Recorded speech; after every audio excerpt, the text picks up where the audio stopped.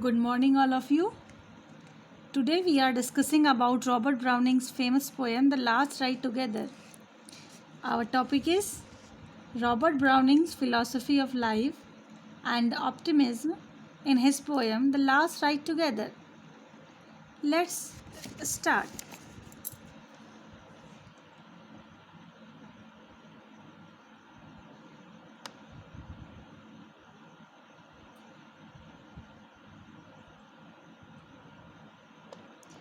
Browning is a cheerful optimist. Optimism is a very core of his teaching and his view of human life. We find that his optimism is not blind. He does not shut his eyes to the sufferings and evils that is in his life. Browning knows that human life is a bewildering mixture of good and evil, of the lovely and the ugly, of despair and hopefulness. But he derives hope from his very incompleteness and imperfection of life. It means that he accepts this fact that every person has some means incompleteness or imperfection in his life. Means according to Robert Browning, no one is complete in itself. So now the basis of Browning's optimism is human imperfections. As Chesterton says, Browning optimism is founded on imperfections of men. He derives hope from human deficiency. Browning's attitude towards evil, pain, and misery is not merely theoretical and abstract like that of the 18th century thinkers. He does not accept evil merely as a philosophical counterpart of good. Rather, he regards evil as a practical instrument of human advancement. His approach to the problem is pragmatic. It is not based on his experience of life. Another important aspect of his conception of love is its optimism. According to him, effort is its own reward or triumph. So also love in itself is fulfillment. To glorify failure is his favorite theme. Browning's message is one of invincible faith and optimism. He spoke the strongest word of faith in an age of doubt and pessimism. His energy, his cheerful courage, his faith in life, and in the development that awaits us beyond the portals of death are like a bugle call to good living. Of all English poets, no other is so completely, so consciously, so magnificently a teacher of men. He retained his faith and courage in a world of doubt and timidity. For 30 years, he faced cheerfully the indifference of his age and ultimately made the world recognize and follow him. His thought has been surely and steadily taking possession of the hearts of educated men and women, and his account for his increased popularity both at home and abroad. Robert Browning's The Last Ride Together is a love poem. The poet expresses his personal emotions and feelings through this poem. The poem starts with lover's last request to his beloved for riding horse with him, as before this marriage proposal has been rejected by his sweetheart. So he makes his last prayer to her. At this polite request, his sweetheart thought for a moment and accepted his proposal. Hearing this, The lover become overjoyed. The blood, now the original text quote, the blood replenished me again. My last thought was at least not vain. I and my mistress, side by side, shall be together, breath and ride. So one day more am I defied. Who knows what the world's made and tonight? In these beautiful lines, we find that Robert Browning's optimism and his positivity.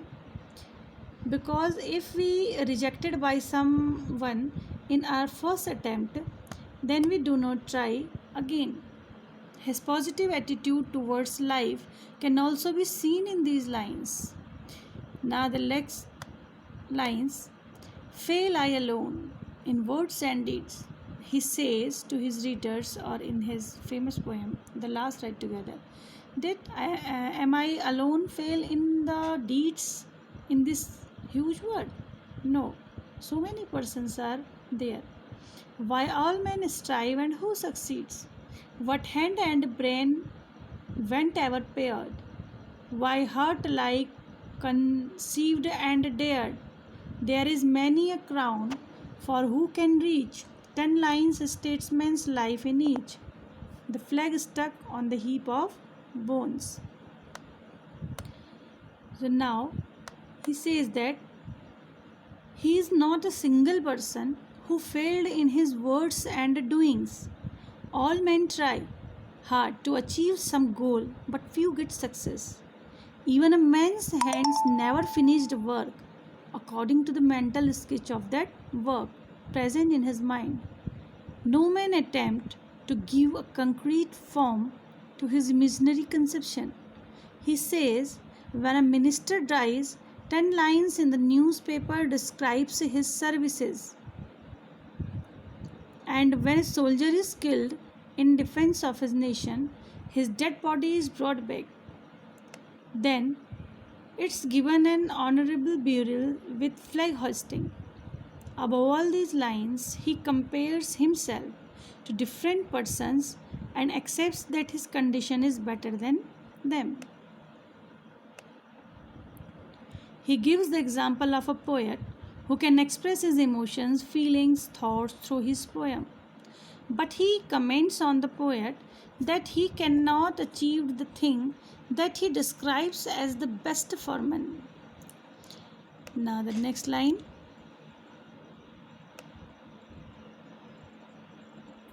And you great sculptor, so you gave a score of years to art, her slave, and that's your Venus, whence we turn to yonder girl that fords the burn.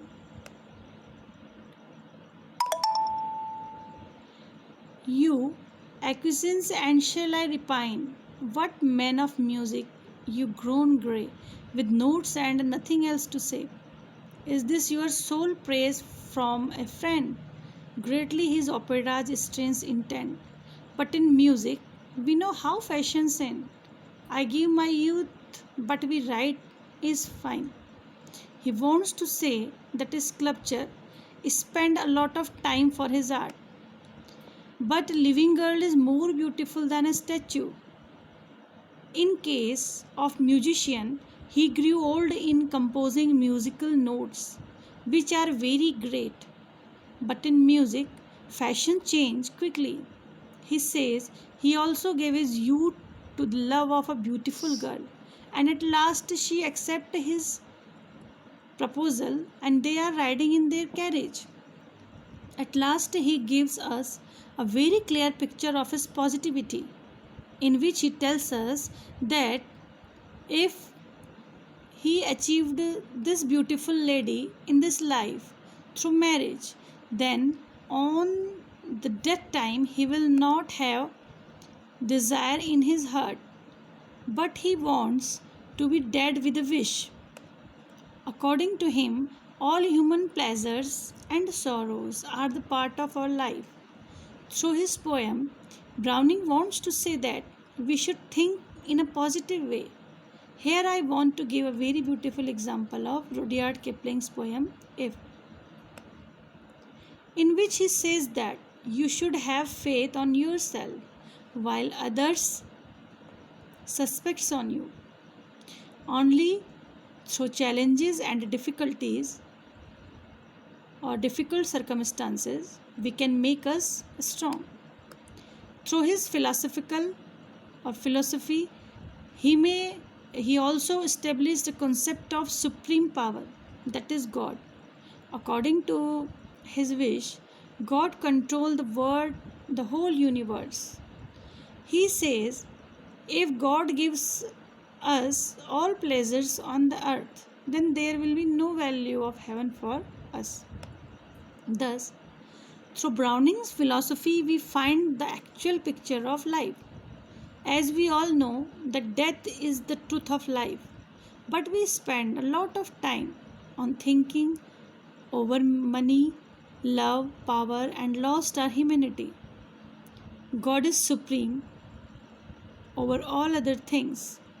We all are imperfect or incomplete in our life, and only through positive attitude, hard work, and firm determination we can reach on our goal. Thank you.